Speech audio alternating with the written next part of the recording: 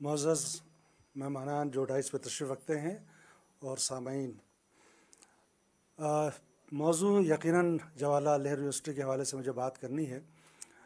2-3 جملوں میں اگر اس کو سمیٹنے کے بعد پہلے سیشن میں اور آنے والے سیشن میں کیا گفتگو ہوگی اس پر ذرا آپ کی توجہ مبذول کرانا چاہتا ہوں۔ ہماری یونیورسٹی میں جو کورس شروع ہوا ہے، میں دعوے کے ساتھ کہہ سکتا ہوں کہ اردو میں وہ پہلا صحافت کا کورس جواہر لال نہرو یونیورسٹی میں پروفیسر محمد حسن صاحب نے شروع کیا تھا۔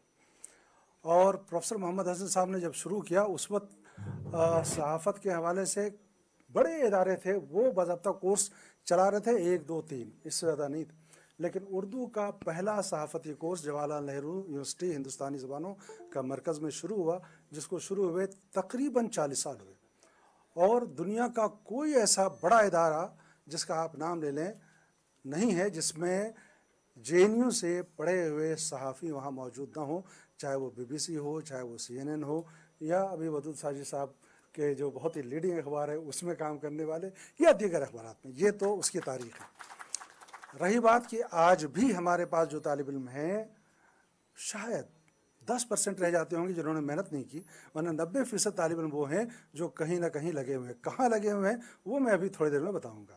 یہ نہیں ہے کہ باضابطہ کوئی گورنمنٹ کی نوکری مل گئی، لیکن وہ سب کے سب لگے ہیں۔ اور یہ بھی بتاؤں کہ اردو جو پریس ابھی PMO کے وہاں دیکھا جا رہا ہے، وہ ہمارے وہاں سے JNU سے پڑھے ہوئے صحافی ہیں جو وہاں وہ اردو کا وہ کورس دیکھ رہے ہیں۔ تو یہ اچھا، اس کی وجہ کیا ہے کہ پروفیسر محمد حسن کا ایک خواب تھا، انہوں نے شروع کیا۔ اچھا، اب اس کو آگے بڑھانا ظاہر ہے ہم سبوں کی ذمہ داری ہے، تو ہم ہر 2 سال پہ کورس کو ریوائز کرتے ہیں۔ آج ابھی ہم نے جو 8 کورسز پڑھاتے ہیں MA لیول پہ اور 4 کورسز پڑھاتے ہیں ڈپلومہ لیول پہ، ہر سال اس میں نئی تبدیلیاں لے کے آتے ہیں۔ اس لیے میں یہ چاہتا ہوں کہ وقت کے ساتھ ساتھ جب چیزیں بدلتی ہیں تو اس کا ریلیونس باقی رہتا ہے۔ تو آج بھی ہمارے سینٹر کا جو کورس ہے اس کا ریلیونس باقی ہے، اور باضابطہ پورے نیشنل لیول پر اس کا ٹیسٹ ہوتا ہے اور صرف 20 لوگوں کو ایڈمیشن ملتا ہے۔ اس 20 میں سے 17-18 تو یقیناً کامیاب ہو ہی جاتے ہیں۔ یہ ہماری یونیورسٹی کا نصاب کا معاملہ ہے۔ اب ذرا میں پہلے سیشن کی طرف آنا چاہتا ہوں۔ دیکھیے، بات یہ ہے کہ کتنا روئیں گے، کیوں مرثیہ ہم پڑھیں، کس نے کہا کہ اردو دم توڑ رہی ہے، کس نے کہہ دیا؟ میں آپ کو ڈیٹا دیتا ہوں۔ آج کی دنیا ڈیٹا پہ چل رہی ہے۔ مجھے خوشی ہے کہ شیام رائے صاحب یہاں موجود ہیں، اور ہم سب اسی یونیورسٹی کے پروڈکٹ ہیں جس نے سکھایا ہے کہ سچ بولو۔ اور اچھا ہے کہ آپ کے اخبار کا بھی، آپ کے ڈیجیٹل پلیٹ فارم کا بھی ایک ٹیگ لائن جو ہے ستیہ ہے نا، اب ساہس بھی ہے اس کے ساتھ، یعنی ہمت بھی ہے، اور اس کے بعد سمرپن کی بات کر رہے ہیں، وہ جانشاری چاہتی ہے صحافت۔ لیکن میں پہلے اردو کی طرف جاتا ہوں۔ دنیا میں میں صرف ہندوستان کی بات نہیں کر رہا ہوں، پوری دنیا میں 11ویں نمبر پہ یہ زبان بولی جا رہی ہے، اور پوری دنیا میں اردو 2 نمبر کی زبان ہے۔ اب کون سی 2 نمبر کی زبان ہے؟ وہ 2 نمبر کی زبان ہے جس نے کلچرل ویلیوز کو لے کر کے، لنگوسٹک ویلیوز کو لے کر کے اکراس دا ورلڈ اس نے ٹریول کیا۔ تو آج دنیا کا کوئی ایسا بر اعظم نہیں ہے جہاں جن کے ممالک میں اردو نہ بولی جاتی ہو۔ آپ میرا ریسرچ پیپر دیکھیں اور اس کو پڑھیں، میں نے اس میں لکھا ہے کہ امریکہ کی تقریباً 19 یونیورسٹی میں، جہاں تک میں پہنچ سکا، شاید اس سے تعداد زیادہ ہے، 19 یونیورسٹی میں باضابطہ BA سے لے کر کے MA، اور کچھ یونیورسٹی میں PhD کی تعلیم ہو رہی ہے۔ وہ US کی بات کر رہا ہوں۔ اسی طرح سے لندن کی بات کرتا ہوں، جاپان کی بات کرتا ہوں، اور دنیا کے 2 بڑے ملکوں میں آپ حیرت کرے گا، لندن کا نام، برطانیہ کا نام آپ نے سنا ہوگا۔ 2018 میں جب سروے ہوا، 2 سروے آئے ہیں، 2015 کا ایک سروے تھا۔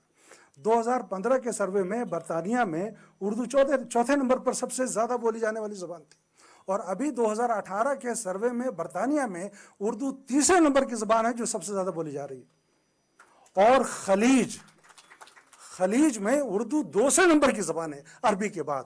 اس طرح سے کئی ممالک ہیں، آپ شنگن کنٹری میں چلے جائیں، 23 کے 23 کنٹری میں سب میں اردو بولی اور سمجھی جاتی ہے۔ اب میں یہاں ایک بات کہنا چاہتا ہوں، یہ میرے سامنے لائیو چل رہا ہے، میں آپ کو دکھانا چاہتا ہوں، چونکہ فیکٹ بولنا چاہیے۔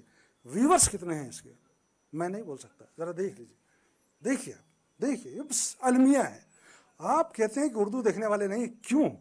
آج دیکھیے، میں حیرت زدہ ہوں، اتنا بڑا کانکلیو ہو رہا ہے اور اتنا لائیو پروگرام چل رہا ہے، اور اس کے ویورز جو لائیو دیکھنے والے 6 ہیں، کیوں؟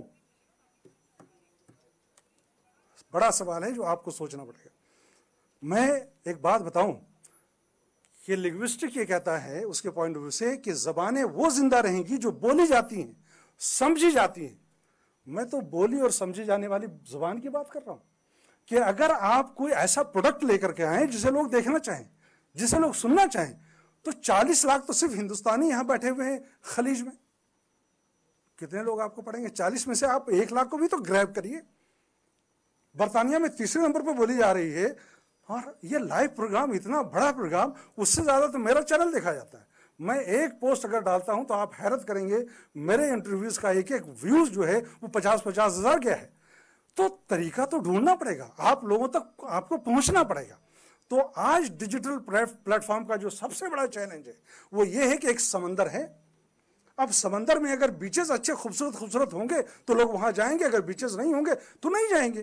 تو اس ڈیجیٹل پلیٹ فارم میں اردو کے وہ آپ اردو پوائنٹ اٹھا کے دیکھ لیجئے، ایک اس میں 5 منٹ کا اگر چینل، ایک بائٹ اگر یا کوئی پروگرام جاتا ہے تو اس کا ویوز جو ہزاروں میں پہنچ جاتا ہے۔